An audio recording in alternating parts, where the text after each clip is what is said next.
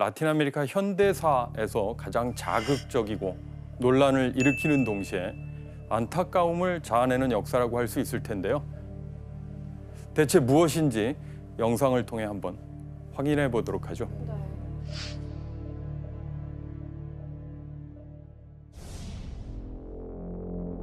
필라델피아. 뭐야? 뭐지? 왜 그랬죠? 뭐야? 좀비야? 아, 몸이 안 좋으신 것 같은데? 에? 에?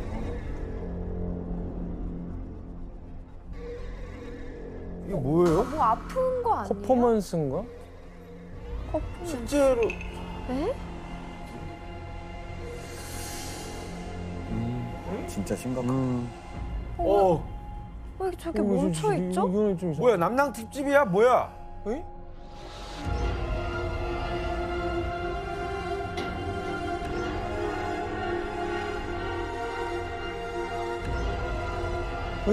영화 아니에요 이거?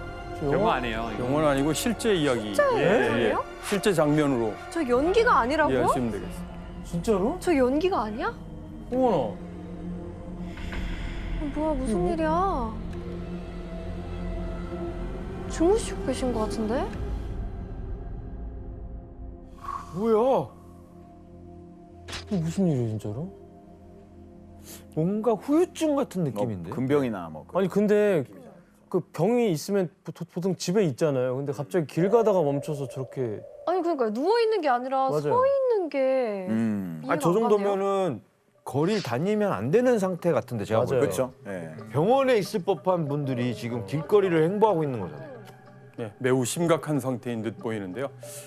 마치 좀비 영화에서나 볼 법한 맞아요. 장면이 도심 한복판에서 벌어지고 있는 셈인데 사실 이 사람들에게는 공통점이 있다고 합니다.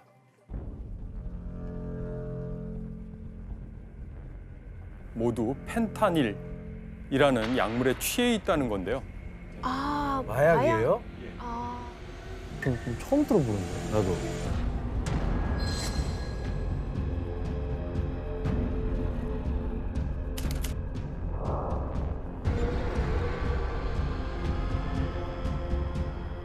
(2020년과 2021년에) 교통사고, 총기 사고 등을 제치고 코로나 감염을 빼면 미국인 사망 1위의 원인으로 등극했을 정도랍니다.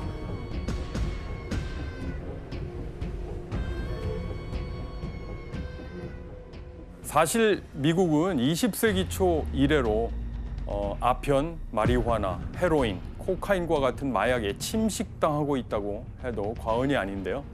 그렇다면 이 위험한 마약들 대체 다 어디에서 미국으로 들어온 것일까요? 야, 21세기에 미국으로 들어오는 마약 유통의 큰 부분을 차지하고 있는 건 바로 이웃나라 멕시코입니다.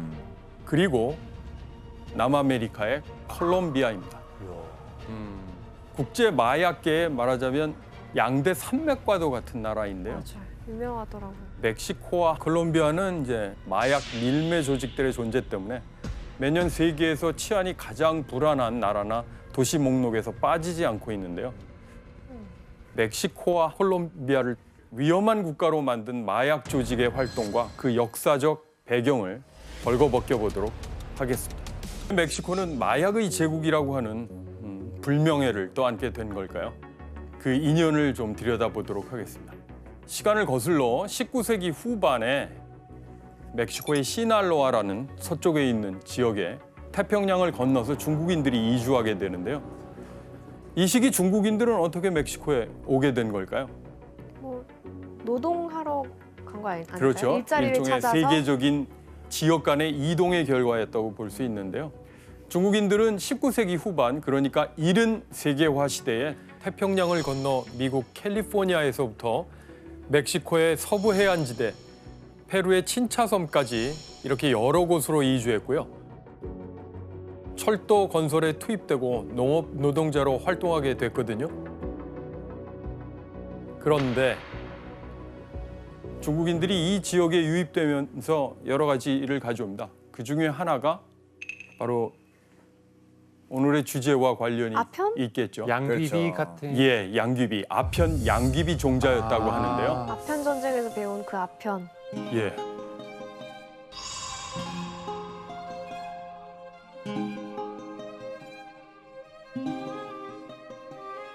오늘날 멕시코 마약의 역사는 중국인들이 가져온 아편 양귀비 종자에서 시작됐다고 할 수 있습니다.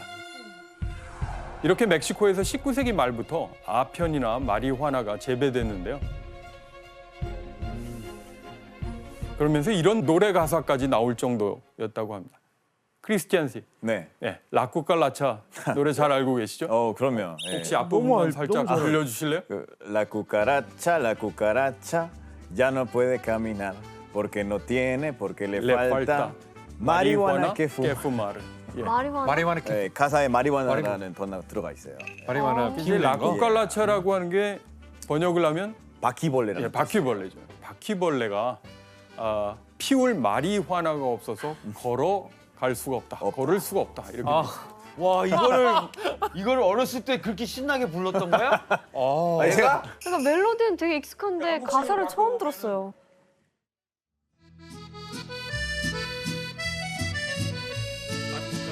La cucaracha ya no puede caminar porque no tiene, porque le falta marihuana que fumar.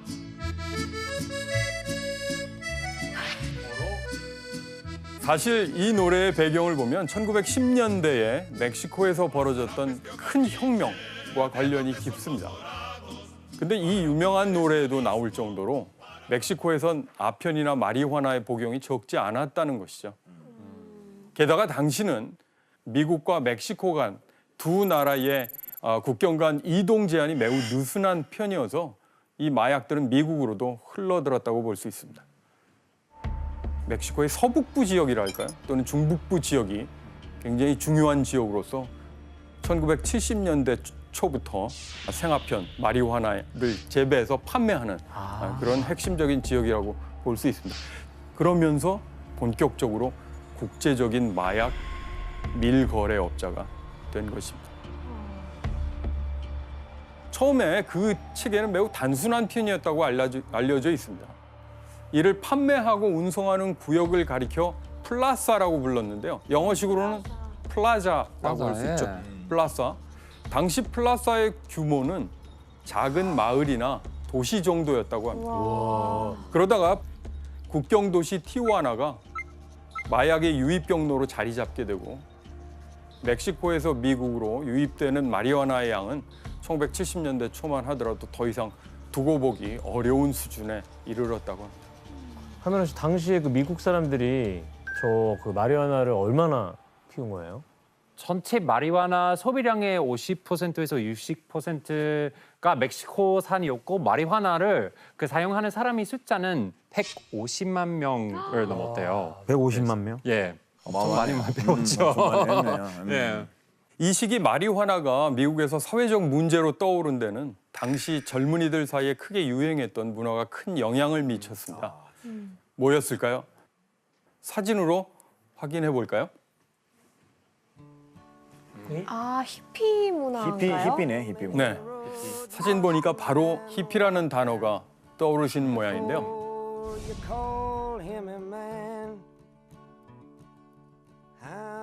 히피 문화하면 대표적으로 떠오르는 게 자유로운 복장, 또 평화를 상징하는 꽃, 기성 질서에 대한 도전 또는 전쟁 반대, 그리고 마리화나였습니다. 맞아요. 당시 젊은이들은 너도나도 마리화나를 많이 복용을 했는데요. 그런데 당시에 마리화나뿐 아니라 다른 마약 복용도 이제 점점 심각해지고 있었는데요.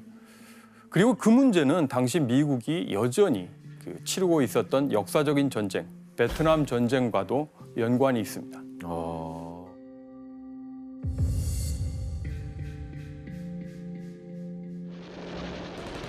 베트남 전쟁 당시에 전쟁터에서 여러 가지 부상을 통해서 굉장히 아프면 결국 그걸 참기 위해서 진통제를 이제 맞게 되겠죠. 그런 마약성 진통제에 익숙해져 있던 참전 군인들이 미국으로 돌아와서도 그 마약을 끊지 못했던 것이죠. 그래서 사회적인 문제가 커졌던 것인데요. A congressional report has estimated that 10 to 15% of American servicemen in Indochina are heroin addicts.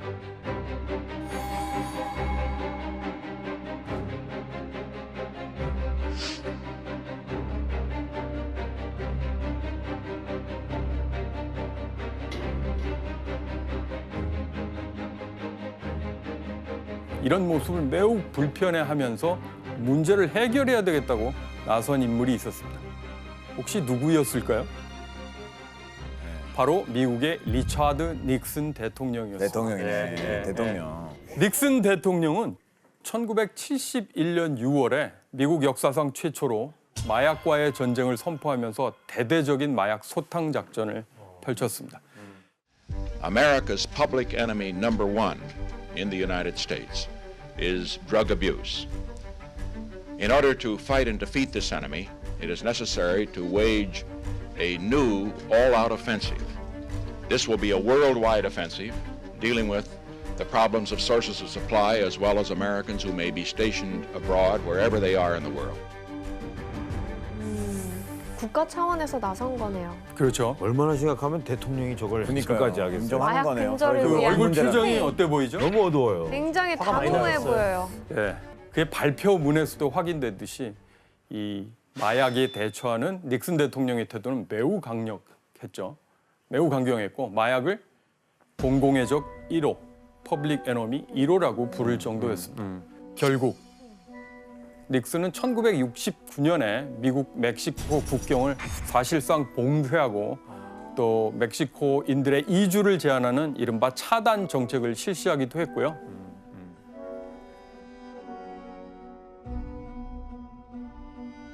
특히 마약 문제 해결을 위해서 1973년 7월에 이 조직을 창설하기도 했습니다. 바로 DEA라고 하는 DA. 마약 단속반. 그러니까 마약 전담 번역을 하면 미국의 마약 단속국 이렇게 이제 음. 되는데요. 따로 생길 정도로. 예. 미국에서는 이 DEA가 엄청 잘 알려진 조직이에요? 그렇죠. 뭐 드라마 미드를 보면 항상 I talk to the DEA and they said they're gonna 그 항상 저런 그런 약자도 나오고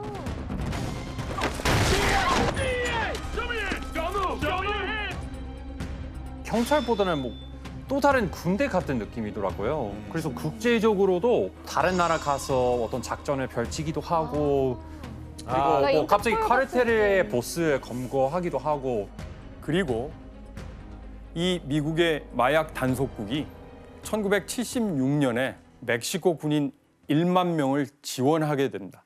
바로 콘도르 작전입니다.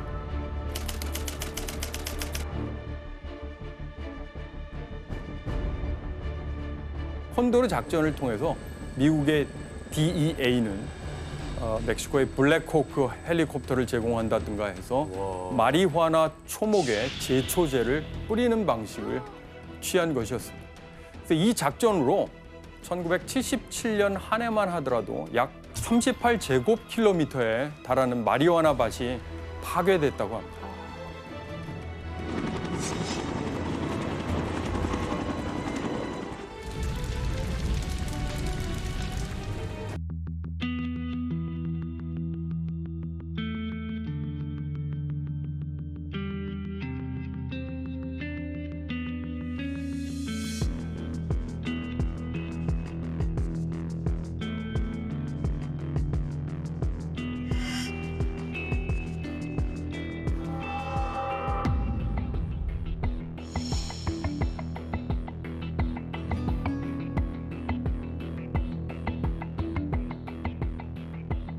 이 시사 주간지 기사 내용에 코카인은 미국을 대표하는 마약이다. All American Drug. 미국을 대표하는 마약이 강한 눈보라처럼 몰아친다. 코카인에게 붙은 일종의 별칭 같은 게 화이트 레이디라는 맞아요. 것이죠. 화이트 레이디 있죠. 네. 그리고 당시 포드사 연 매출이 약 370억 달러였는데 미국 내 코카인 정매출이 비슷했다고 하더라고요. 맞네, 진짜 그 대기업 매출 수준이랑 비슷한 거네요, 진짜. 그런데 이런 상황에서 한 가지 문제가 더 발생하게 됩니다. 코카인이 크랙이라는 형태로 아. 미국에 들어오면서 상황이 더 심각해진 건데요. 이 크랙은 기존 코카인과는 달리 흡입하는 즉시에 환각 효과가 나타났고 중독성이 더 강하다고 알려져 있습니다. 또 가격이 좀 더 저렴했기 때문에 부유한 이들이 아니어도 구입이 가능했다고 합니다. 그래서 1982년에서 1985년 사이에 미국에서 크랙을 사용한 사람들이 160만 명에 달할 정도였습니다. It's just like, getting cookies at a store. You can go anywhere and get it. Good to go, take him, move in.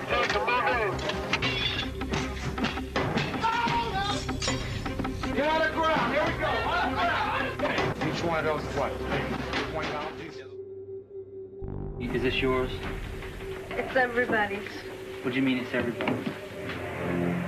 I have been trying to stop, okay? I've slowed down a lot. But it's not just something I can just stop and do right then and there, I'm sorry. I'm not like everybody else. I just can't go and stop.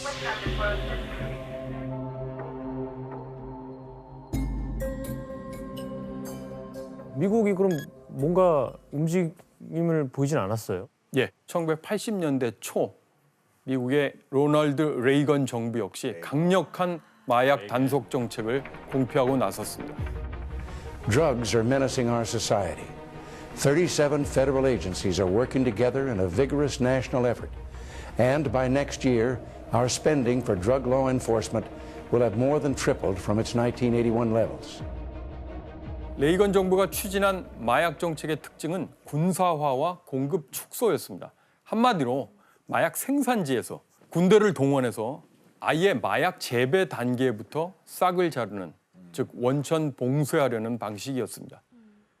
그리고 이 마약 문제에 레이건 대통령뿐 아니라 영부인 낸시 레이건까지 나서게 되는데요. There's a drug and alcohol abuse epidemic in this country, and no one is safe from it because it's aimed at destroying the brightness and life of the sons and daughters of the United States. And when it comes to drugs and alcohol, just say no. So, won't you join us in this great new national crusade? 이게 마약 퇴치 노래예요? 일종의 캠페인 영상인데요.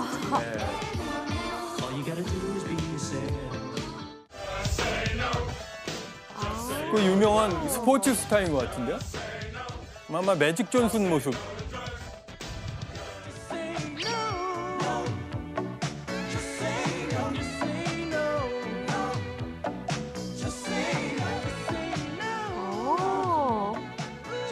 제가 어렸을 때 이런 거 많이 봤어요. TV에서. 네. 지금 보셨듯이 계속 반복되는 멘트가 있죠. Just say no. Just say no. 낸시 레이건은 그냥 아니라고 하세요. 캠페인을 시작했는데 당연히 이 캠페인은 마약 사용의 위험성을 강조하는 데 목적이 있었습니다. 그리고 이 캠페인 슬로건, 구호는 1980년대를 풍미하고 대표하는 정치적인 구호가 되었죠. 이렇게 레이건 정부는 마약 문제에 대해 강경책을 또 구사하기 시작했고요. 특히 마이애미 쪽으로 오는 밀매 통로를 완전히 차단해버렸습니다. 그렇다면 이런 레이건의 조치에 가장 큰 타격을 받은 사람은 누구였을까요? 카르텔이죠. 에스코바르죠. 예, 메데인 카르텔. 맞습니다. 바로 콜롬비아의 마약 카르텔이었는데요. 그들의 운송 통로가 막혀버린 것이죠. 그런데 이때 콜롬비아 카르텔의 문제를 어느 정도 해결해 줄 수 있는 또 다른 인물이 나타납니다. 그리고 그는 콜롬비아 마약 카르텔의 위기를 해결하는 동시에 멕시코 마약 카르텔의 역사를 바꿔놓는데요. 그 주인공은 바로 누굴까요? 그 주인공은 바로 미겔 앙헬 펠릭스 가야르도라는 인물입니다. 이것도 머그샷이네요. 펠릭스는 멕시코의 마약 카르텔을 설명할 때 보스 중에 보스. El jefe de jefes. 예, 바로 두목 중에 두목, 우두머리 중에 우두머리를 얘기하는 거고요. 멕시코 마약 카르텔의 초석을 다진 사람인 거네요. 맞습니다. 펠릭스는 1970년대 중반에 멕시코에서 두 번째로 큰 도시인 과달라하라를 중심으로 한 과달라하라 카르텔의 수장이 되었던 인물인데요. 그의 전직이 무엇이었을까요? 뭐였을 것 같아요? 설마 막 뭐 마약 단속반 출신 아니죠? 아니야. 정답. 지원 씨? 문제 아니지? 예, 퀴즈까지는 아닌데요. 그래도 손을 드셨으니까. 순간 문제인 줄 알았어. 경찰인가? 경찰인가? 정답입니다. 와. 그의 전직은 바로 멕시코의 연방 사법경찰이었습니다. 야. 경찰이 어쩌다가 경찰 출신이 범죄 조직을 말하자면 창설했다 또는 강화했다 뭐 이런 상황이 펼쳐진 거죠. 정확히 무슨 일을 했는데 이렇게 거물이 된 거예요?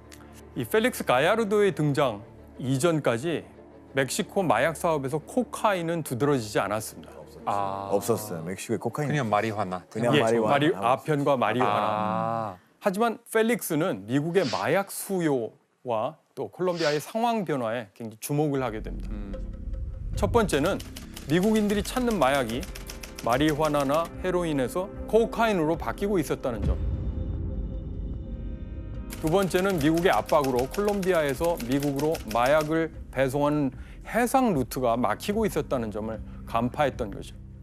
그래서 펠릭스는 플라사의 우두머리들, 수장들을 모아놓고 이렇게 얘기합니다.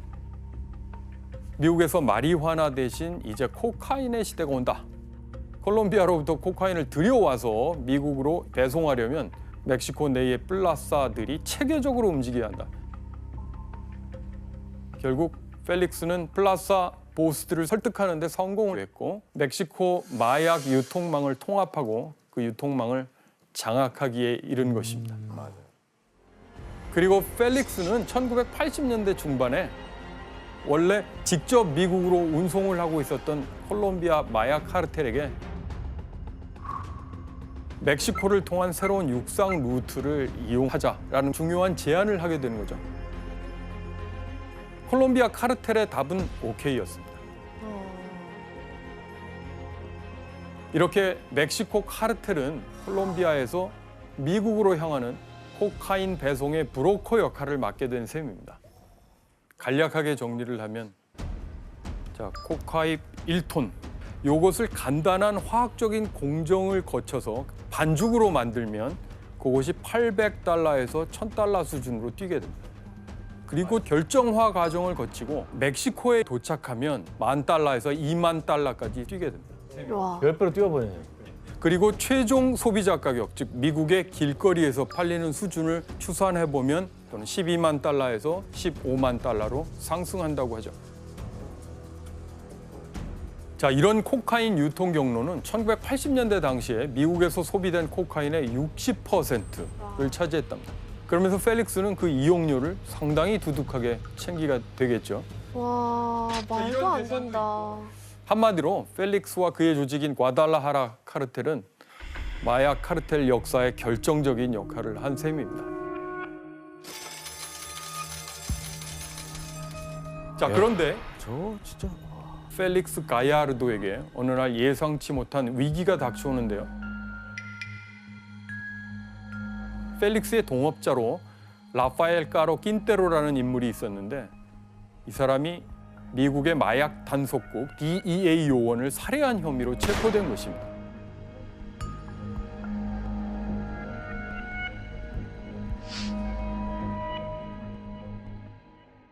자, 이 사건은 이 낀테로라는 사람이 소유한 1000헥타르 규모의 마리화나 농장을 멕시코 당국이 급습해서 불태워버린 사건에서 시작됐습니다. 당시 불태워버린 마리화나의 양은 약 1만 톤으로 추정이 되는데 1억 6천만 달러 상당으로 알려져 있습니다. 화가 솟구친 킨테로는 당시 위장 잠복 중이던 DEA 요원 엔리케 키키 카마레나를 납치했고 고문 끝에 잔인하게 살해했습니다.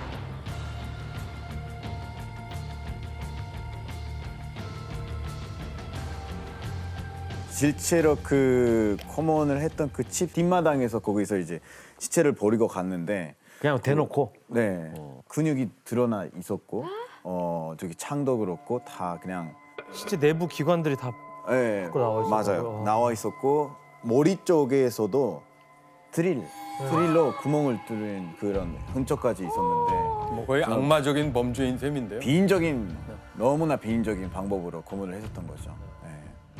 예, 이 사실을 알게 된 미국 정부는 어떻게 대응했을까요? 명분이 생겼다 아닙니까? 명분. 그렇지, 뭐 가만히 있지 않아요. 이제 명분이 확실히 또 생겼. 기회이기도 한 셈이죠. 뿌리 뽑아야죠.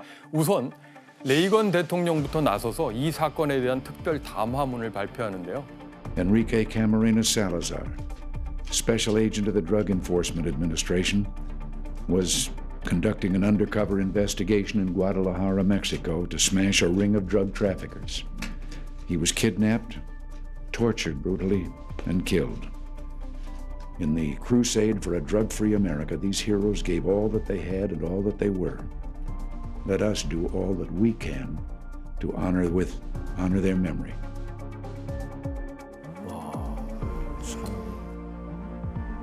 아까 그 영부인과 함께 찍었던 Just Say No 영상과는 톤도 다르고. 그럼요. 지금은 정말 뭔가 이 슬픔과 분노를 이렇게 삭히고 있는. 네. 아 뭔가 진짜 이제 가만히 있지 않겠다. 가만히 보여줄 것 같다는 느낌이 많이 들어요. 우리 좌시하지 않겠다. 극단적으로 표현하면 이 약물 꼭 얘기하는 느낌. 네. 이렇게 레이건 대통령이 직접 나서서 까마레나 요원을 추모하고 또 미국을 마약 없는 세상으로 만들겠다고 다짐하잖아요.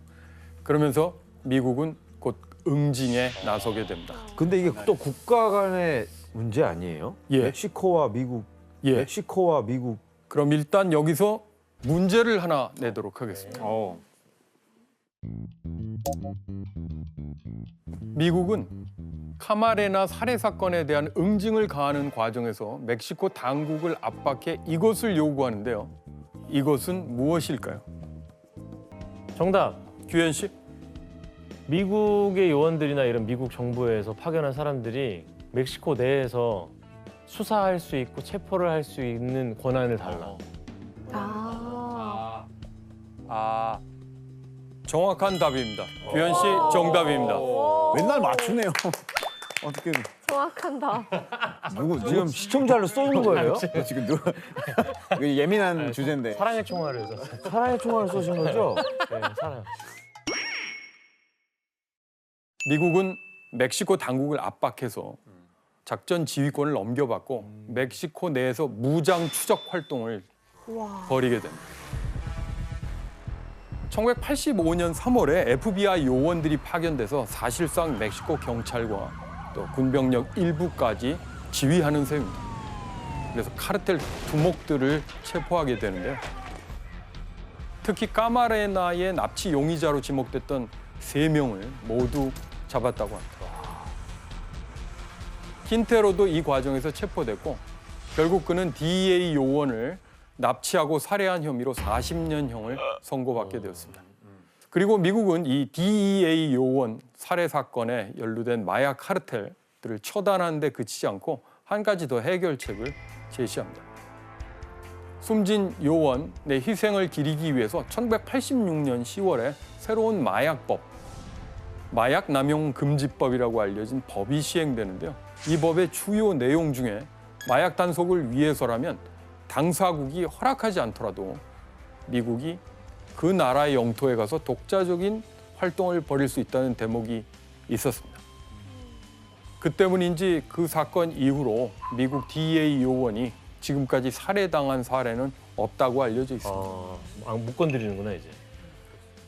멕시코의 마약왕 그 펠릭스는 어떻게 됐어요? 전방위적으로 이제 압박을 하는 사이에 그래서 펠릭스는 미국의 추적을 피하기 위해서 가족들과 잠적을 했는데 그 전에 그가 한 일이 있습니다. 자기 그 카르텔 영역을 조직의 부하들이나 자기의 친척, 지인들에게 분할해 준 것인데요. 그 뒤 과달라하레 카르텔은 티후아나, 시우다드 후아레스, 또 멕시코만, 골포라고 부르는 시날로아 등등 여러 곳의 카르텔로 분할 발전하게 됩니다.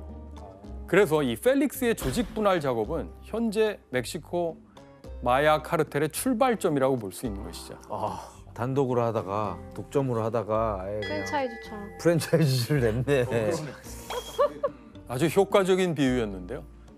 DEA 요원이 살해됐는데 또 미국이 강하게 거기에 응징하는 과정에서도 굉장히 역설적이게도 마약 카르텔을 곳곳에 확산시키는 또 계기를 마련하게 된 것입니다.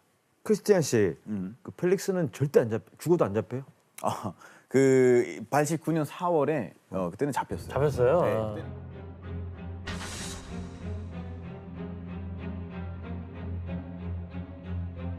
드디어 잡혔는데 그때는 이제 징역 40년 받았었어요.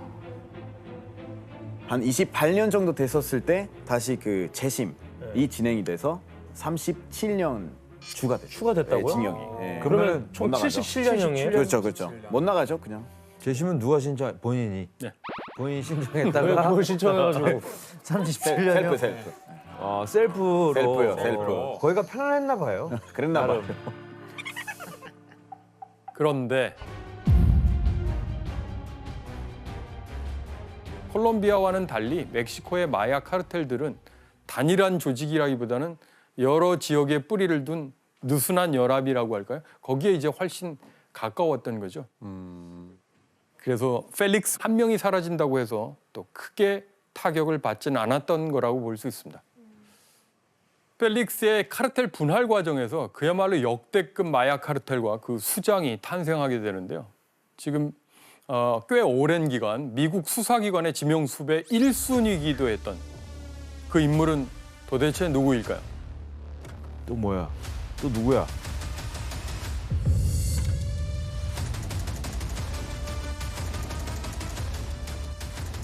바로 시날로아 카르텔의 보스 호아킨 엘 차포 구스만입니다. 엘 차포.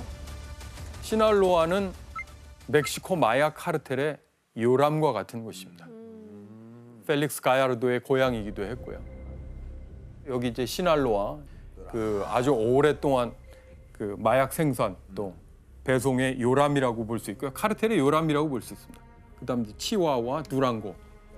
자, 그래서 이 셋을 가리켜서 멕시코의 골든 트라이앵글인 셈입니다. 여기로부터 국경지대까지 바로 이제 마약 생산과 운송의 중요한 루트가 되는데요. 미국으로 밀매되는 마약의 65%가 바로 이 시날로아 카르텔을 통해서 유통된다고 추정되었습니다. 끝이 없네, 끝이 없네. 이 막강한 카르텔의 수장이 호아킨 엘 차포 구스만이었던 것이죠. 구스만이 그 펠릭스의 뒤를 이어서 이 카르텔을 발전시키고 있는 것 같은데 어떤 방식으로 이 시날로아 카르텔을 발전시킨 건가요? 예, 그가 했던 일은 육상 운송 루트를 새로운 방법으로 업그레이드 시켰다고 볼 수 있습니다. 바로 지하 터널을 만들어서 활용하는 방식이었고요. 땅으로 다녔다. 땅을 팠다고? 이런 식으로 지하 터널을 만들어서 이전보다 많은 양을 빠른 시간 내에 유통시킬 수 있었는데요. 아, 철로도 있네요. 되게 깔끔하게 놨네요. 깔끔하네요. 조명까지 있으니까 되게 잘 되어 있는 것 같은데요. 아니, 잘 줘놨네. 저거를 짓는 동안 모른다고? 아무도 모르는 위치에서부터 시작해서 그 이제 아무도 모르는 위치에서 끝나는 거죠. 맞아요. 이 유통의 스케일이 남다르다는 생각이 드네요. 네, 정확한 표현이셨고요. 마약이 오고 가는 터널은 주로 멕시코와 미국 국경 사이에 집과 창고를 사서 지하를 뚫었다고 합니다. 멕시코의 티후아나에서 미국 샌디에고의 오타이 메사라고 하는 창고 구역까지 연결된 터널입니다.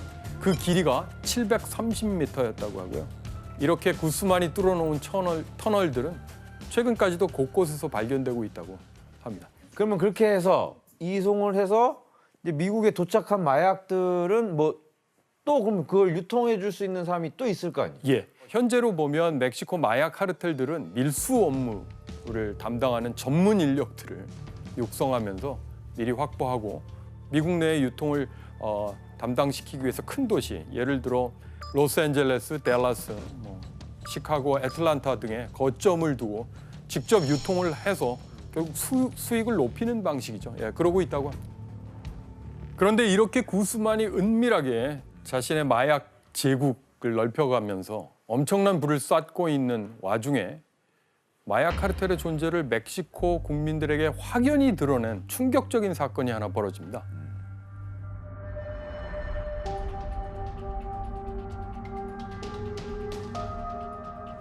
Bien, bueno, pues lamentablemente, como lo estabas mencionando, este lunes, alrededor de las 4 de la tarde, un grupo de personas fuertemente armadas con fusiles AK-47, o mejor conocidos como cuernos de chivo, perpetraron una balacera en el aeropuerto internacional Libertador Miguel.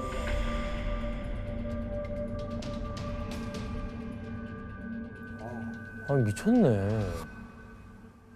사건의 내막은 이렇습니다. 구스만이 시날로아 카르텔의 그 두목이었다고 말씀드렸는데 그 시날로아 카르텔과 경쟁 관계에 있던 티후아나 카르텔 쪽 사람들이 구스만이 과달라하라 공항에 도착했을 때 거기에서 이제 비행기에 탑승할 거라고 하는 정보를 입수하게 돼요. 그리고 구스만이 탄 차를 향해서 이제 총탄을 난사한 셈인데요. 근데 문제는 그 차에 타고 있었던 사람이 구스만이 아니라 바로 오캄포 추기경이었다는 거죠. 아마 차 같은 모델을 타고 있었는데 그 차, 추기경이 타신 차를 구스만의 차라고 오인한 이 청부업자들이 총을 발사한 아이고. 탓이었던 것입니다. 무슨 죄야 그게, 추기경이. 멕시코 마약 카르텔의 세력 다툼에 추기경이 희생되고 만 것인데요. 이 비극적인 사고로 멕시코 사회는 큰 충격에 휩싸였습니다. A fin de que purificado de toda culpa, lo hagas sentar junto a él en la mesa de tu reino. Por nuestro Señor Jesucristo, tu Hijo, que siendo Dios vive y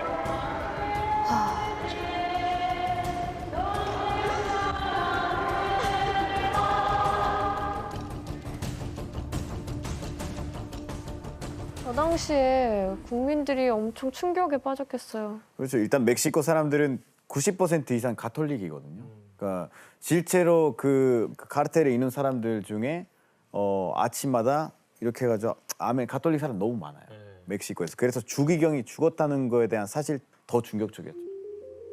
당시 이 사건을 단순한 사고사가 아니다, 암살이다 이렇게 보는 사람들도 적지 않았습니다. 멕시코 정부하고 당시에 마약 카르텔과의 모종의 거래가 있었던 게 아니냐라는 주장이 있었는데요. 숨진 추기경이 멕시코 정부와 마약 카르텔 간의 모종의 거래, 불법 거래를 폭로하려 했다. 이런 얘기가 돌았었거든요. 예, 하지만 이 사건의 진실에 대해서 명확하게 밝혀진 바는 없습니다. 그렇지만 이 사건으로 구스만은 수배됐고요. 결국 한 달 뒤인 1993년 6월 과테말라, 이웃나라 과테말라에서 체포돼서 멕시코로 이송되었습니다. 그 뒤에 20년 9개월의 징역형을 받고 감옥에 갇히게 되었습니다. 그런데 구스만이 잡혀가고 난 다음 해에 멕시코 마약 카르텔이 세력을 키우는 데 도움이 된 상황이 펼쳐지게 됩니다. 칼데론은 미국의 지원을 요청합니다. 당시에 미국 대통령이 이제 조지 W. 부시 대통령이었는데요.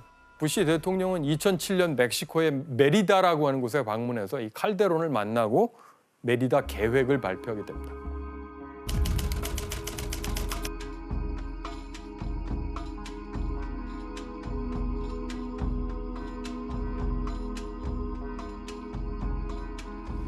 We discussed ways to make our nation safer, both nations safer, and both nations prosperous. President Calderon is taking a tough stand against organized crime and drugs, and I appreciate that. 이번에 3년간 14억 달러라는 돈을 어떤 식으로 지원을 한 거예요? 뭐 어떤 식으로 입금했겠죠. 에이, 가만 있어 보세요. 이게 돈이 아니라 다른 걸로 할 수도 있잖아요. 맞아요. 다른 걸 할 수도 있죠. 네네. 근데 미국이 준 14억은 주로 마약 단속 프로그램에 대한 지원이었어요. 그 마약 단속 기관 강화를 위한 미국이 그 무기와 그 장비, 쓰는 장비나 그리고 그 훈련 프로그램 이외에서 그 돈 줬죠.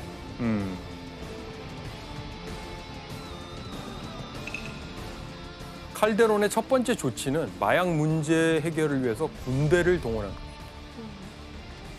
군인들이 그러니까 길거리 순찰을 일상화하는 것인데요. 2010년까지 전체 군대의 4분의 1, 거의 4만 5천 명이 곳곳에 마약 카르텔과의 전투에 투입됐을 정도입니다.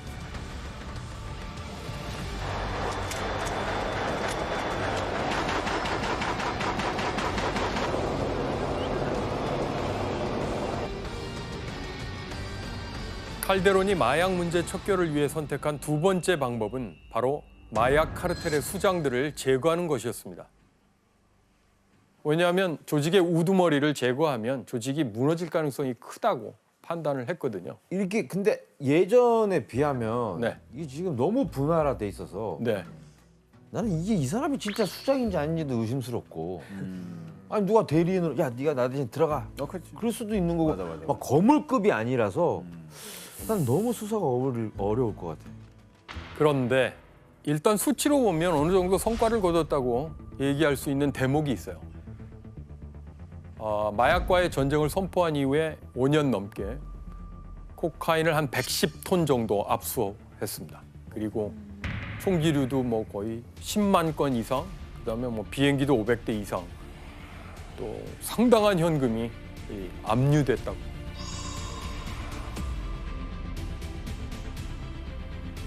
비행기가 500대가 있었어요? 예.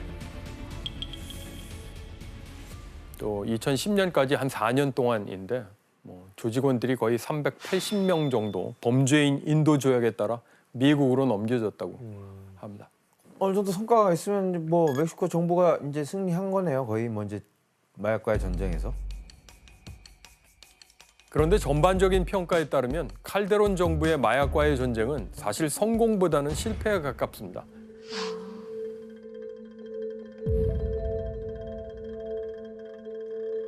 자, 칼데론이 이렇게 우두머리들을 제거하자 그 자리를 차지하기 위한 내부 경쟁이랄까 이게 훨씬 더 이제 격화됐고 카르텔과 카르텔 사이의 경쟁도 치열해졌죠.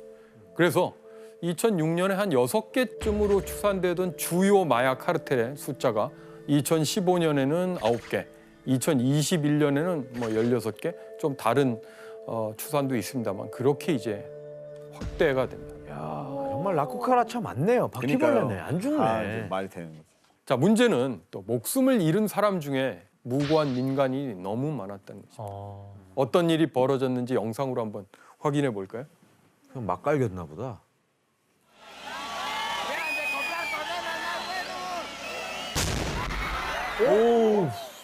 오, 술탄 2개를 던져버렸다고?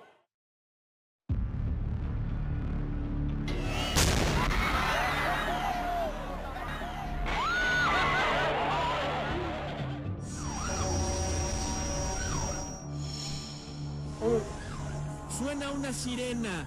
Comienza el traslado a los hospitales. 진짜 많이 나왔죠. 이거. Una mujer en una silla. 힘을 과시하려고 테러를 한다고요? 자신의 힘을 왜 저런 힘없는 여기 어떤 시민한테 갱단 이름이 나오는데요. 로스제타스 갱단? 와. 이제 끔찍한 장면이 연속이 되는데요.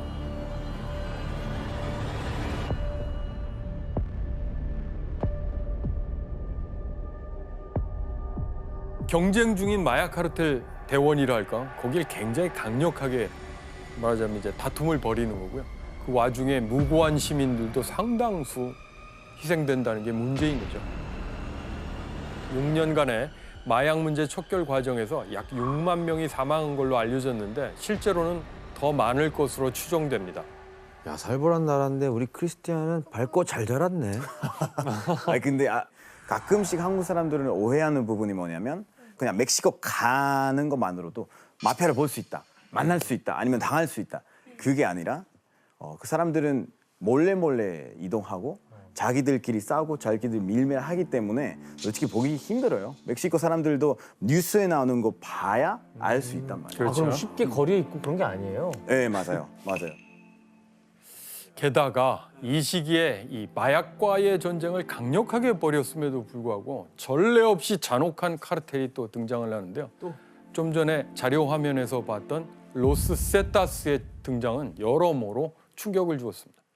자, 문제를 하나 내도록 하겠습니다.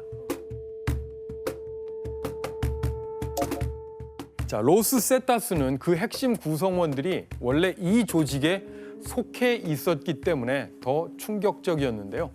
어떤 조직이었을까요? 경찰. 정답? 경찰 말고 카메론 씨? 특수수사원 같은.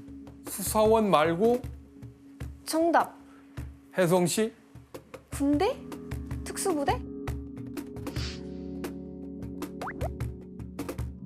혜성 씨 정답입니다. 군대가 특수부대? 했다고? 예. 그 네. 군대 그 뭐야 대통령이 마약과의 전쟁 마약과의 전제 선포했던? 선포 투입시켰던 군대 그 군대요? 예. 아 그러니까 그 특수부대에서 경력을 쌓고 카르텔로 가는 거예요? 정확합니다.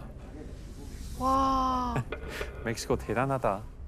특수부대원인이 어땠겠어요? 전투 기술이나 역량이라고 하는 것은 예전과 거 다르게 아니에요. 상당히 높은 수준이었을 거고 그 자체로서 엄청난 두려움의 대상이 된 것인데요. 그리고 또 로스 세타스는 일종의 구인 플래카드까지 내걸기도 했다는데요. 어떤 내용인지 한 사진으로 볼까요? 구인 플래카드? 크리스티안 씨? 해석해 드릴게요.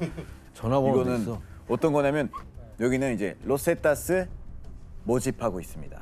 당신을 원한다. 군인, 엑스 군인 다 가능. 네. 와. 월급도 좋고 음식도 주고 가족도 돌봐준다. 돌봐준다. 맞아요. 말도 안 되잖아요. 자, 이렇게 결과적으로는 그 2006년에서 2012년에 멕시코에서 벌어진 대대적인 마약과의 전쟁이 결코 성공을 했다고 보기 어렵습니다. 완전 실패인데요.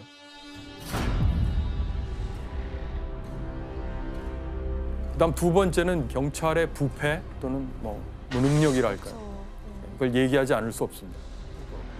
멕시코 경찰의 부패가 어떤 수준이냐 하면 2001년에 창설된 검찰청 산하의 수사기관이 있는데요. 그 부패 혐의로 아예 2009년 6월에 그 조직 자체가 해체됩니다.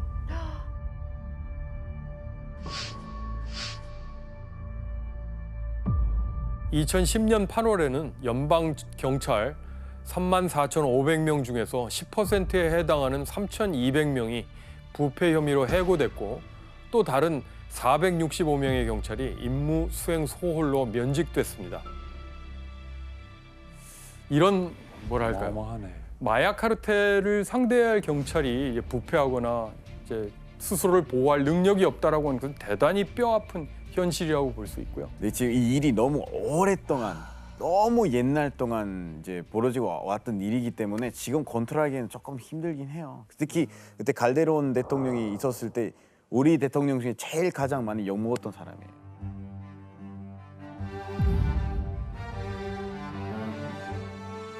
그리고 미국의 이중적인 역할을 지적하지 않을 수 없습니다. 자, 미국은 멕시코 마약 전쟁의 원인을 제공한, 왜냐하면 최대의 소비 국가이기 때문에 제가 본 통계에 따르면 2008년에서 2009년 미국 정부의 조사 결과 12살 이상의 국민의 8.7%, 이걸 계산을 하면은 2,100만이 넘어가는데요. 마약을 복용한 적이 있다고. 또 하나, 멕시코 마약 카르텔이 준군사화될 때에 그 사용하는 무기들이 도대체 어디에서 많이 올까요? 예, 출처가 주로 미국으로 되어 있습니다. 미국의 이 같은 이중적 역할에 대한 만평을 하나 볼까요? 2011년 6월에 이 만평 제목이 불쌍한 낡은 멕시코였습니다. 이 만평은 미국이 멕시코로부터 마약을 사들이는 와중에 총기를 수출한다는 것을 보여주고 있고 결국 그래서 멕시코의 폭력 사태에 기여하고 있다는 것을 보여줍니다. 미국인 남자가 있죠. 불쌍한 멕시코. 마약 거래를 그만두지 않는 한 저 모든 폭력은 멈추지 않을 텐데. 이렇게 이제 말하고 있다. 그러니까. 예. 미안해요. 뭐 미안할 게 없는데 이제 실제로 전 대통령이 한 얘기인데 Pobrecito México, tan lejos de Dios y tan cerca de los Estados Unidos. 불쌍한 멕시코. 신과는 너무 멀고 미국과는 너무 가깝구나라는. 미국에서 마약도 하고 사고 그러는데 전쟁, 죽음, 피 모두 다 멕시코에 있다. 그렇다면 2022년 현재 라틴 아메리카 마약 카르텔은 어떤 상태일까요? 2022년 1월 한 달 동안에만 멕시코에서 마약 카르텔 연관 범죄로 614명이 사망했다고 합니다. 여전히 마약 카르텔들이 득세하고 있는 현실을 보여주는 것인데요. 멕시코가 왜 이런 고통을 겪게 된 걸까? 1980년대하고 1990년대에 멕시코를 포함한 라틴 아메리카에서 신자유주의 세계화로 국경을 넘어서 교역과 투자가 늘어났지만 동시에 범죄와 테러도 범위가 확대된 것과 밀접한 관련이 있다고 봅니다. 정부의 굉장히 중요한 예산인 경찰이나 치안 예산이 이제 줄고 사설 경호업체 맡기는 그런 상황이라든가 경우에 따라서는 갱 조직이 그런 역할을 맡는 기막힌 사태도 이제 벌어집니다. 한마디로 정부의 책임 역할이 실종되면서 일종의 치안의 외주화가 일어났다고 할까요? 그런 상황마저 벌어진 것이죠. 마약의 소비와 배송, 그에 따른 범죄 문제를 돌아보면 불쌍한 멕시코요. 신은 너무 멀리에 그러나 미국과는 너무 가까이 있구나라는 유명한 문구와 함께 그 때문에 멕시코인들이 겪게 된 고통을 떠올리지 않을 수 없습니다.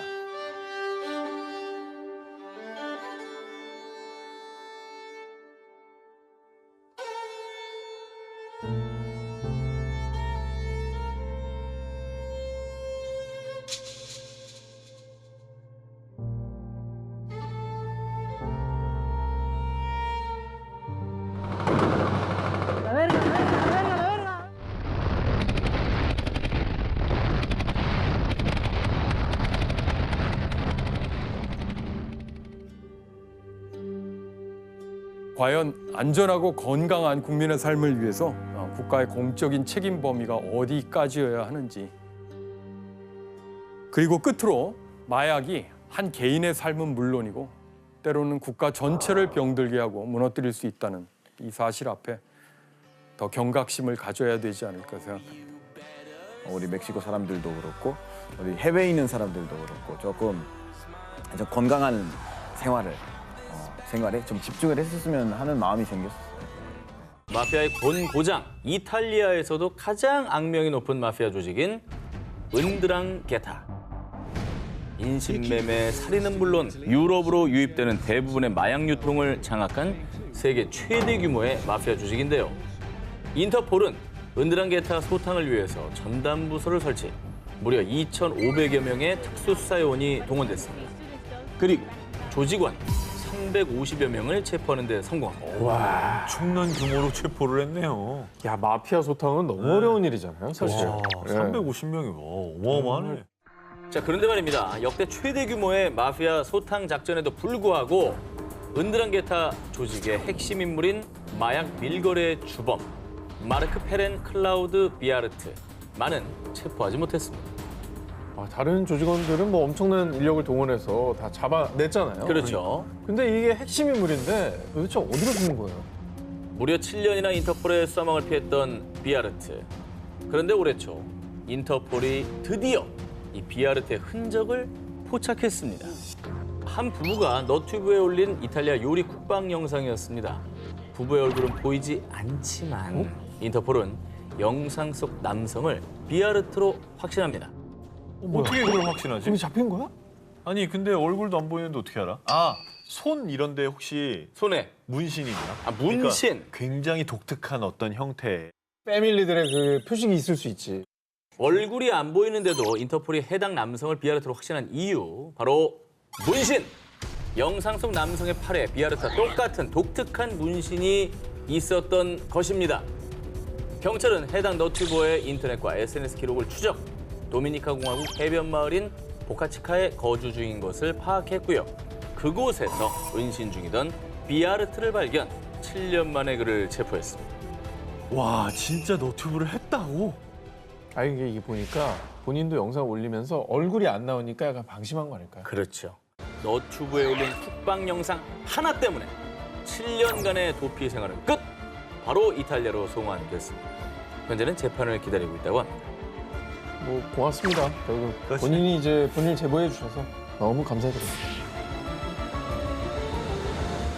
최근 일부 청소년들 사이에서는 이 같은 은밀한 대화가 오간다고 하는데요. 너 그거 구했어? 난 아직. 병원에선 처방을 안 해주더라고. 야, 무슨 걱정이야. 요즘 SNS에서 다 팔아. 같이 사자. 일부 청소년들 사이에 이 약이 엄청난 붐을 일으키고 있습니다. 바로 향정신성 식욕 억제제. 나비처럼 생긴 모양 때문에 일명 나비약이라 불리는 약입니다. 자, 요즘 일부 청소년들의 경우 깡마른 몸매에 대한 병적인 선망을 가지고 있는데요. 다이어트를 위해 무작정 굶다 못해 먹고 토하기를 반복하는 일명 먹토. 또 씹기만 하고 뱉어버리는 일명 씹토에 그치지 않고 인위적으로 식욕을 억제하기 위해 불법적으로 식욕 억제제를 구입해 복용하는 겁니다. 와, 아, 저걸 왜 선호할까? 마른 체형을 선호하면서 뭐 개말라, 뼈말라 뭐 이런 말까지 있다고 하더라고요. 아니 불법적으로 구입해야 되는 약이면은 함부로 복용하면 절대 안 될 텐데 이거 큰일인데요. 그렇습니다. 청소년들이 일명 나비약을 은밀히 구해야만 했던 이유. 전문가들에 따르면요. 나비약의 성분은 일명 필로폰이라 불리는 메스암페타민과 유사합니다. 청소년들이 마약에 손을 댄 거나 마찬가지인 겁니다. 이 나비약의 일부 성분이 마약류로 지정됐을 만큼 중독성과 위험성이 심각한 수준입니다. 그래서 의사의 처방이 필수. 만 16세 이하 청소년에겐 처방하지 않고요. 일부 심각한 비만 환자들이 의사의 처방에 따라 단기간에 소량만 복용하는 약입니다. 하지만 살 빼는데 혈안이 된 일부 청소년들은 SNS 등에서 이 나비약을 불법적으로 구매, 남용하고 있는 건데요. 아이고. 결국 나비약 남용으로 인해 중독성, 환각, 환청, 공격성 증가, 자해 시도 등 끔찍한 부작용을 겪는 경우가 비일비재하다고 합니다. 마약류라고 하니 부작용은 당연한 거 아니겠습니까? 그리고 중독 위험도 있는 거고요. 네. 실제로 지난 6월 경찰은 마약류로 지정된 식욕 억제제를 불법 유통 복용한 혐의로 59명을 입건했는데요. 판매자, 구매자 모두 10대 청소년이 대다수. 그중에는 겨우 13살에 불과한 아이들도 많아 충격을 더했습니다. 청소년들 사이에 불법 성행하는 마약성 식욕 억제제, 나비약. 부디 청소년들이 이 나비약의 위험성을 똑바로 인지하고 더 이상 부작용 또 피해에 시달리지 않도록 범죄 수렁에서 빠져나오길 바랍니다. 자, 혹시라도 방송 보시면서 뭐 관심을 기울였던 분이 있다면 이건 마약이니까 절대로 구매하려는 생각 하지도 마시기 바랍니다. 이번 특종은 마치 도시괴담에 나올 법한 끔찍한 스토리지만요. 더 이상 도시괴담이 아닌 미국에서 현실로 일어난 끔찍한 실화입니다. 2022년 8월 16일 미국 텍사스주 휴스턴. 에린 밈스는 생일을 맞아 한 식당에서 남편과 생일 파티를 했는데요. 그리고 부부는 즐거운 마음으로 식당을 나와 주차장으로 향했습니다. 그런데 5분 뒤 밈스는 끔찍한 범죄의 희생자가 됐고 급히 병원으로 이송됐습니다. 5분 만에 범죄를 당했다고요? 5분 만에. 뭐 흔히 말하는 퍽치기 이런 건가요? 밈스가 쓰러진 이유 다름 아닌 쓰레기 때문이었습니다. 차를 타기 전 조수석 손잡이에 휴지가 꽂혀 있는 걸 본 밈스. 대수롭지 않게 여기며 손으로 휴지를 주워 버렸습니다. 그리고 식당 화장실에서 손을 씻고 차로 돌아왔는데 그 순간 And maybe like 5 minutes, my whole arm started tingling, started feeling numb, and then I couldn't breathe. I started getting hot flashes, my chest was hurting, my heart was beating really fast. 민수의 팔 전체에 마비 증상이 오더니 급기야 발열과 호흡 곤란 증상까지 발생. 결국 민수는 병원으로 긴급 이송됐습니다. 도시괴담 중에 이런 얘기 비슷한 얘기 많았잖아요. 그러니까 이게 그냥 현실판으로 벌어진 거네. 장갑을 끼고 다녀야 되나? 뭐 어떻게 해야 되는 거야 도대체? 열쇠 차고 장갑 끼고 이러다가 좀 어떻게 해야 됩니까? 옛날로 돌아가야 됩니다 이거. 밈스가 병원에서 소변, 혈액 검사 등 각종 검사를 실시한 결과 밈스의 증세는 급성 약물 중독. 더 큰 문제는 약물의 정체도 확인되지 않았다는 겁니다. 밈스를 노린 거예요? 아니면 묻지마 테러예요? 알 수 없죠. 그것조차도 알 수 없는 거죠. 아니 그러니까 보통 차에 전단지 같은 것도 많이 꽂혀 있고 다 빼서 뭐 쓰레기 버리잖아요. 있으면 그냥 버리게 되잖아요. 누가 여기다 꽂아놨어? 그러고 버리겠죠. 야 이거는 그것도 아예 못 건드릴 거 아니야. 이게 너무 무서우니까. 뭔지 모르니까. 내가 피해자가 될 수도 있는 거고. 밈스는 해당 사건을 자신의 SNS에 공유하며 앞으로는 밖에서 정체를 알 수 없는 쓰레기를 맨손으로 만지지 말라며 경고했는데요. 여러분, 앞으로 절대 쓰레기를 보더라도 맨손으로는 만지지 마시기 바랍니다. 2022년 2월 미국 플로리다주에서 열린 다니아 글래니의 결혼식. 축복과 행복이 가득해야 할 결혼식은 곧 악몽의 현장이 되고 말았는데요.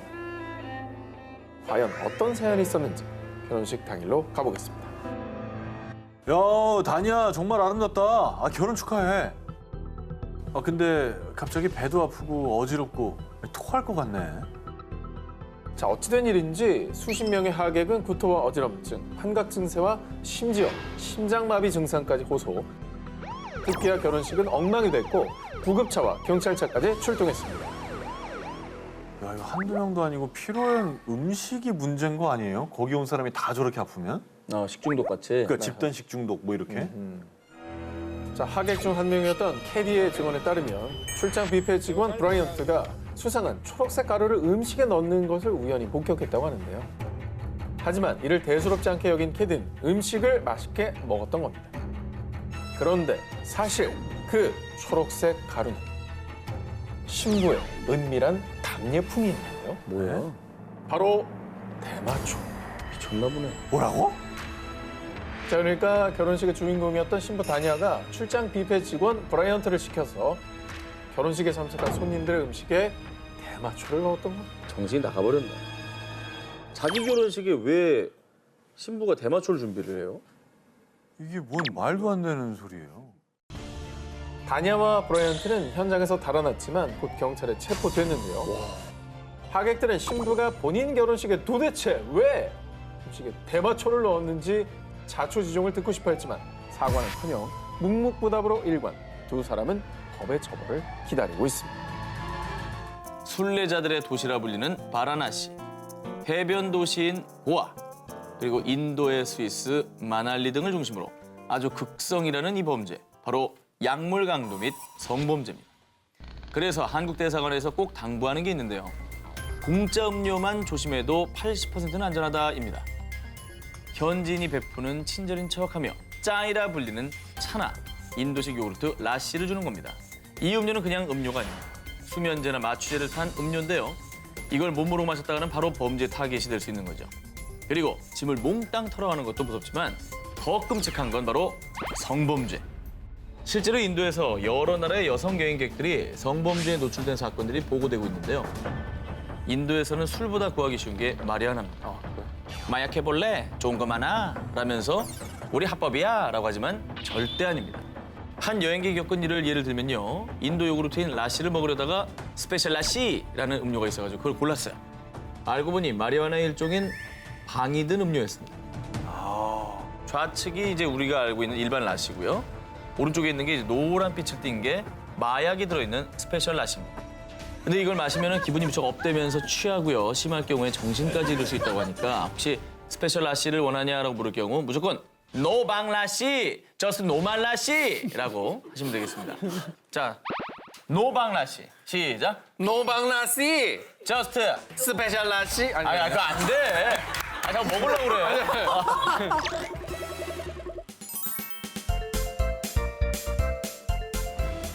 낯선 사람이 뭐 사준다고 해도 절대 따라가면 안 돼! 라는 말은 뭐 어릴 적에 귀에 딱지가 않도록 들으셨잖아요. 그때의 기억을 살리셔서 자동 반사 모드로 낯선 사람이 뭐 준다고 해도 절대 남의 짐 대신 들어주면 안 돼! 남이 맡긴 가방 속에 마약이 들어있어가지고요. 나도 모르게 마약 밀수에 이용당할 수 있는 겁니다. 그러다가 현지 공항에서 발각되면 즉시 체포될 수가 있습니다. 게다가 대부분의 국가에서 전 몰랐어요 라는 말은 통하지가 않기 때문입니다. 그러니 이 상황에서 예방법은 단 하나뿐이죠. 바로 처음부터 매몰차게 거절하는 겁니다. 그래서 오늘 제가 이 작은 행위가 어떤 불행과 범죄를 초래했는지 다양한 사례를 준비해봤습니다. 첫 번째, 지인이 짐 운반을 부탁하는 경우입니다. 2004년 평범한 주부였던 장미정 씨는 남편의 지인에게서 사례금 400만 원을 줄 테니 프랑스로 금광 원석을 갖다 달라라는 부탁을 받습니다.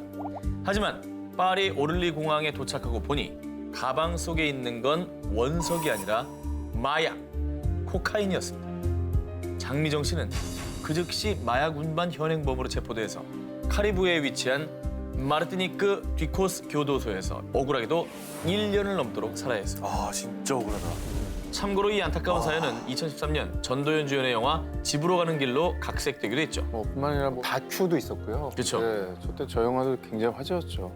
그리고 이 사례가 가장 흔한 수법인데요. 공항에서 낯선 사람이 다가와서 자신의 짐을 맡기는 경우입니다. 예를 들어서 뭐 짐이 20kg을 초과해서 추가 요금 내게 생겼어요. 잠시만 제 짐 좀 나눠 들어주실 수 있으세요? 이러면서 마약이 든 가방을 내 손에 떠넘기는 겁니다. 즉 누군가가 나에게 내 짐 좀 들어줄래? 라고 부탁할 때는 죄송합니다 라고 단호하게 거절해야 한다는 것이죠. 꼭 기억하시기 바랍니다. 내 짐은 내가 들기. 온화한 날씨와 황금빛 모래해변, 거기에 열대 식물까지 둘러싸이는 멕시코의 항구 도시 아카풀코. 자, 그런데 이런 아름다운 휴양지가 2016년 멕시코의 비정부 기구에서 발표한 세계에서 가장 위험한 50개 도시 중에서 무려 4위를 차지한 건데요. 자, 아카풀코의 두 얼굴, 범죄 도시의 얼굴은 정말 참혹 그 자체입니다. 2013년 스페인 관광객의 숙소에 복면을 쓴 괴한들이 잠입해 총기로 위협을 하고 금품 탈취에 성폭행까지 저질렀고요. 어머나. 또 2016년에는 해변을 사이에 두고 경찰과 무장괴한들이 총격전을 벌여 그 부근에 있던 관광객들은 레스토랑, 상점에서 문을 걸어 잠그고 총성이 멈출 때까지 공포에 떨어야 했다고 합니다. 아니 근데 세계적인 휴양지라면서요. 거의 뭐 말씀만 들으면 범죄 도시인데. 네. 그 이유는 바로 아카풀코에서 활동하는 마약 조직 때문입니다. 마약 조직들이 아카풀코의 주도권을 놓고 서로 경쟁을 하면서 혈투극을 벌이고 있는 건데요. 경찰이 수시로 시내에 주둔하며 순찰을 하고 있지만 이것만 무조건 믿을 수는 없는 이유. 자, 2016년 멕시코 유력 일간지 알사에 의하면요. 아카풀코에 있는 1000여 명의 지역 경찰들 중 무려 52%가 범죄 집단과 결탁해 손을 잡고 있다라고 밝혔기 때문입니다. 경찰이? 그래도 이 무법 천지, 범죄 도시에 조그만한 희망이 보이는 게요. 멕시코에서는 해군 부대를 동원해 아카풀코의 마약 조직을 속당하기 위해서 전력을 다하고 있다고 합니다. 2015년 9월 한낮의 파리. 관광객으로 보이는 한 노인이 길을 가던 두 여성에게 다가갔습니다. 아이고 힘들어라. 아이 저기 길 좀 물읍시다. 노인의 물음에 친절하게 대답해준 여성들. 그리고 얼마 뒤. 지갑 갖고 있지? 당장 내놔! 뭐야? 할머니가 강도였어요? 같은 할머니가? 길 물어보더니 강도예요? 자, 그런데 정말 이상한 건요. 피해자들의 반응이었습니다. 지갑이요? 여기 있어요.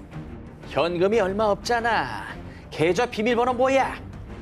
비밀번호 1, 2, 3, 4. 여성들은 이 노인과 일면식이 없는 사이인데도 불구하고 노인의 요구대로 순순히 금품을 주고 계좌 비밀번호를 알려줬습니다. 뭐야? 할머니가 혹시 뭐 주술 같은 걸 걸었어요? 노인은 지도를 가리키며 길을 묻는 척하면서 여성들이 지도를 보려고 집중하는 그때 여성들의 얼굴에 마약 가루를 물어버린 겁니다. 와, 여기다가 가루를 놨다가? 악랄하다, 악랄해. 이거 영화로 만들면 대박이다. 여성들이 흡입한 건 스코폴라민이라 불리는 마약, 일명 악마의 숨결. 이 스코폴라민은 소량만 흡입해도 강력한 환각작용을 유발, 무능력, 무의식, 무저항 상태가 되는데요. 그래서 피해 여성들은 마치 좀비처럼 본인의 의지대로 행동하지 못하고요. 노예라도 된 듯 노인의 요구사항을 그대로 따랐던 겁니다. 자, 그리고 설사 약 기운이 떨어진다고 해도 자신이 무슨 행동을 했는지 아무런 기억도 하지 못한다고 합니다. 완전 범죄에 특화되어 있는 마약이네. 근데 대낮에 파리 번화가에서 일어난 일이래잖아요. 어디 음침한 데도 아니고. 그렇습니다. 어디 뭐 무서워서 어디 가겠어요? 자, 노인을 포함한 3명의 일당은 이 같은 수법으로 최소 20차례 강도짓을 감행. 자, 또 다른 피해자 중 한 명은 무려 11만 2,500달러, 한화 약 1억 5천만 원을 갈취당하기도 했습니다. 이뿐만 아니라 이 마약, 이 스코필라민의 원산지인 콜롬비아에서는 성폭행, 강제 장기 적출 등 매년 최대 5만 건의 스코필라민 관련 범죄가 발생한다고 합니다. 순식간에 사람을 좀비, 노예로 만드는 무서운 마약, 악마의 숨결. 공포 그 자체인 이 마약은 영화 속에서나 일어나는 허구가 아닌 무섭고 끔찍한 현실이었습니다. 2017년 말레이시아의 한 클럽. 40대 여성 헬렌 로가 갑자기 현기증을 호소하더니 쓰러지고 말았는데요. 잠시 후 눈이 뒤집힌 채로 입에 거품을 물더니 급기야 피까지 토하던 그녀. 심지어 자신의 혀를 깨물며 자해를 하기 시작했는데요. 놀란 친구들이 그녀를 도우려 했지만 헬렌은 친구들을 마구잡이로 물기까지 괴이한 행동을 보였습니다. 그러다 병원에 이송된 헬렌은 결국 혼수 상태에 빠진 지 6일 만에 사망했습니다. 우리가 요즘에 유행했던 드라마 그 좀비들 많이 나오잖아요. 갑자기 막 정체가 바뀌면서 막 사람들 공격하고 막 이런 상황인 거잖아요. 지구학이잖아, 지구학. 그런데 더 충격적인 사실은 당시 말레이시아에서는 헬렌처럼 괴이한 행동을 보이다가 사망한 사람들이 최소 10명 이상, 불과 한 달 사이 10명이 의문사를 당하고 말았습니다. 뭐야? 야, 비슷한 증상으로 사망을 했다니까 뭔가 연관이 있을 것 같아요. 난 코로나 같은 전염병일까 봐 걱정이네요. 한순간에 사람들을 죽음으로 몰고 간 것의 정체는 바로 동그랗고 납작한 알약 한가운데에 새겨진 유명 SNS의 좋아요 로고. 어머. 그러니까 헬렌을 포함한 사망자들은 일명 좋아요 알약으로 불리는 신종 마약을 복용한 뒤 비극을 맞이하게 된 겁니다. 이거 환각을 유발하고 말잖아요. 보통 뭐 중독에 빠지긴 하지만. 근데 8명이나 사망에까지 이르게 한 걸로 보면은 저 알약에 뭔가를 또 추가했을 것 같은 느낌이 드는 거죠. 약간 독약 같은 거를 네. 주입을 했다거나. 알려진 바에 따르면 좋아요 알약은 강한 각성 및 환각 효과 등을 일으키는 엑스터시의 한 종류로요. 더 큰 문제는 불법으로 거래되는 만큼 성분과 복용량 등 명백한 제조 기준이 없는 것. 이로 인해 부작용이 더욱 심각하고 급기야 복용자를 죽음으로 내모는 겁니다. 어쨌든 저 알약을 제조한 사람은 뭐 찾거나 뭐 잡거나 그랬습니까? 이 좋아요 신종 마약은 불법으로 암암리에 유통되는 만큼 현재 그 배후나 범인을 밝히는 게 쉽지 않다고 하는데요. 친숙함을 가장한 악의 세계. 지금도 어디선가 유통되고 있을지 모르는 미스터리한 죽음의 신종 마약. 더 이상의 피해는 없어야 할 것입니다.